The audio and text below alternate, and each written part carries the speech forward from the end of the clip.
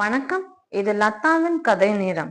கதை நேரத்துல இன்னைக்கு எழுத்தாளர் கல்கி அவர்களின் சிவகாமியின் சபதம் 18ஆம் அத்தியாயம் முத்துமாலை.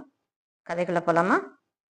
பழந்தமிழ் நாட்டு மன்னர்களுக்குள்ளே ஒப்புயர்வு அற்றவரும் தம் இணையில்லாத புகழை என்றும் அழியாத வண்ணம் கல்லிலே செதுக்கி வைத்தவருமான மகேந்திர பல்லவ சக்கரவர்த்தியை அன்றொரு நாள் இரவில் யுத்த செய்தி வந்த அவசரத்தில் மதயானையின் வெறியினால் நிகழ்ந்த தடபுடலுக்கு மத்தியில் நேயர்களுக்கு அறிமுகப்படுத்தினோம். எத்தகைய சாமானிய குறுநில மன்னர்களையும் கூட அந்தந்த ராஜாங்க கவிகள் புத்தியிலே பிரகஸ்பதி என்றும், வித்தையிலே சரஸ்வதி என்றும், அழகிலே மன்மதன் என்றும், வீரத்திலே அர்ஜுனன் என்றும், கொடையிலே கர்ணன் என்றும் வர்ணிப்பதுண்டு.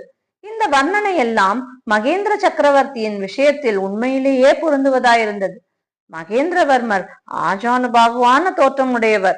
அவருடைய கம்பீரமான முகத்தில் பல நூறு வருஷங்களாக வாழையடி வாழையாக வந்த ராஜகுலத்தின் வீர கலையோடு சிறந்த கல்வி ஆராய்ச்சியினாலும் கலை பயிற்சியினாலும் ஏற்படும் வித்யா தேஜஸும் பிரகாசித்தது.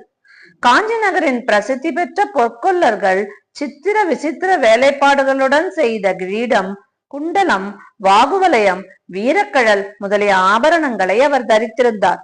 அவருடைய விசாலமான வீரலட்சுமி குடிகொண்ட மார்பை விதவிதமான வர்ணங்களுடன் பிரகாசித்த நவரத்ன மாலைகள் அலங்கரித்தன. அபூர்வ அழகும் நயமும் மென்மையும் வாய்ந்த பட்டு பீதாம்பரங்களை உற்பத்தி செய்வதில் அந்த நாளிலேயே காஞ்சி நகரம் பெயர் பெற்றிருந்தது.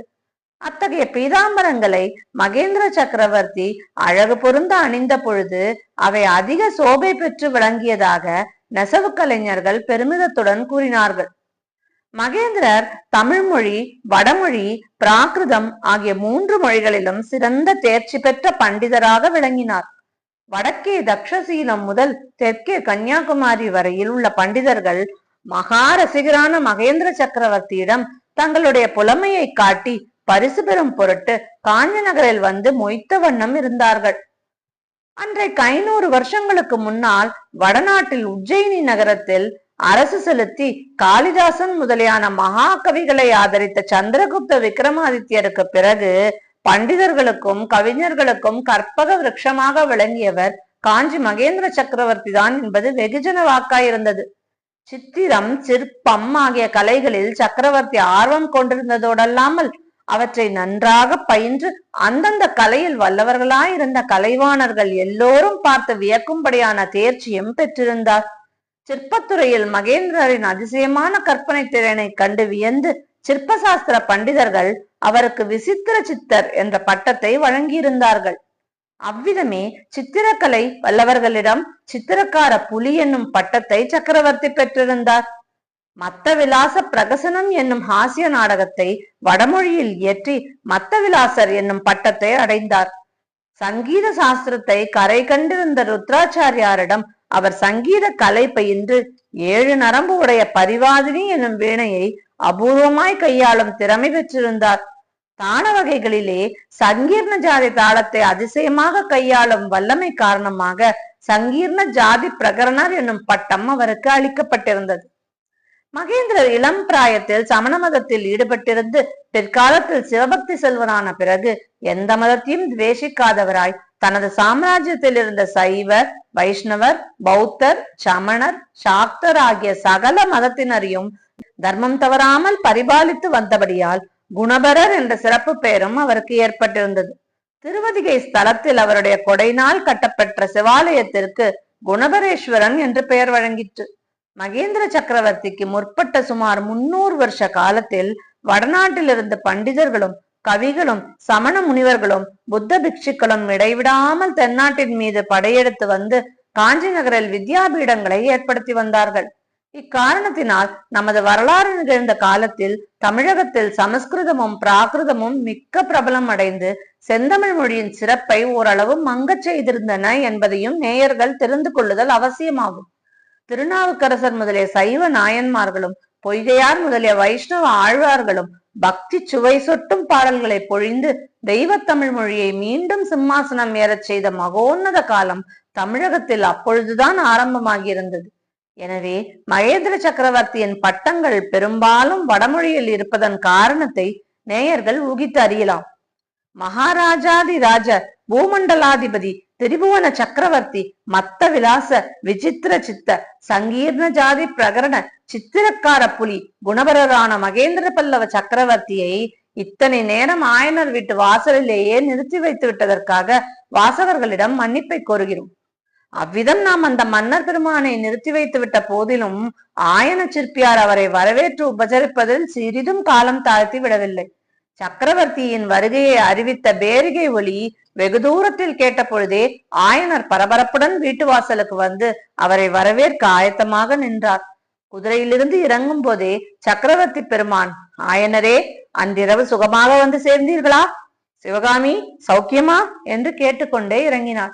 ஆயனர் முன்னால் ஒரு அடி சென்று கும்பிட்டு, ஆஹா, சுகமாக வந்து சேர்ந்தோம். குழந்தைதான் 3 நாளாக அவ்வளவு சௌக்கியம் இல்லாமல் இருந்தாள் என்பதற்குள் மகேந்திர பல்லவர், அப்படியா, இப்பொழுது எப்படி இருக்கிறாள் என்று கவலை குரலில் கேட்டார். இன்று சற்று பாதகமில்லை என்றார் ஆயனர். எல்லோரும் வீட்டிற்குள் சென்றார்கள். சக்கரவர்த்தி வரும் சமயங்களில் அமர்வதற்காகவே ஆயனர் ஒரு அழகிய கல் சிம்மாசனத்தை அமைத்திருந்தார். அந்த சிம்மாசனத்தில் மகேந்திரர் அமர்ந்ததும் ஆயனர் சிவகாமிக்கு சமிக்ஞை செய்ய அவள் அருகில் நெருங்கி வந்து சக்கரவர்த்திக்கு நமஸ்கரித்தாள். அப்பொழுது ஆயனர், பெருமானி, அரங்கேற்றம் நடுவில் தடைப்பட்ட காரணத்தினால் குழந்தை உற்சாகம் இழந்திருக்கிறாள். அவளுடைய சௌக்கிய குறைவுக்கு அதுதான் காரணம். ரசிக சிரோன்மணியான தாங்கள் தான் அவளுக்கு ஆசி கூறி உற்சாகப்படுத்த வேண்டும் என்றார். ஆயனரே, உமது குமாரி அன்றைக்கு நடனமாடியதாகவே எனக்கு தோன்றவில்லை. நடன கலையே ஒரு உருவம் எடுத்து வந்து ஆடியதாகவே தோன்றியது என்றார் மகேந்திரர். சங்கீர்ண ஜாதி தாளத்தை உபயோகப்படுத்தி ஒரு ஆட்டம் கற்பித்திருந்தேன், அதை ஆட முடியாமல் போய்விட்டது என்று ஆயனர் ஏமாற்றமான குரலில் கூறினார். ஆம் ஆம், இன்னும் என்னெல்லாமோ விந்தைகள் வரப்போகின்றன என்று எனக்கு தெரிந்துதான் இருந்தது. நடுவில் எழுந்து போக நேர்ந்ததில் எனக்கு ஏற்பட்ட வருத்தத்தை சொல்லி முடியாது. அவ்வளவு முக்கியமான செய்தியா இராவிட்டால் போயிருக்க மாட்டேன் என்றார் சக்கரவர்த்தி. நானும் கேள்விப்பட்டேன் பிரபு, நமது ராஜ்யத்திற்குள்ளே அந்நியர்கள் படையெடுத்து வந்திருக்கிறார்களாமே. என்ன தைரியம், என்ன துணிச்சல் அவர்களுக்கு என்று ஆயனர் உண்மையான ஆத்திரத்துடன் கூறினார். அந்த துணிச்சலுக்கு தகுந்த தண்டனையை அவர்கள் அடைவார்கள். ஆயனரே, பல வருஷ காலமாக பல்லவ ராஜ்யத்திற்குள் பகைவர் படை நுழைந்ததில்லை. நான் போர்க்களத்தை கண்ணால் காண வேண்டும் என்பதற்காக என் தந்தை என்னை இலங்கையில் நடந்த போருக்கு அனுப்பி வைத்தார். ஆனால் நரசிம்மனுக்கோ இங்கேயே போர்க்களத்தை பார்க்கும்படியான பாக்கியம் நேரிட்டிருக்கிறது. வாதாபி அரசன் புலிகேசி பெரும் படைகளை திரட்டி கொண்டு படையெடுத்து வருகிறான்.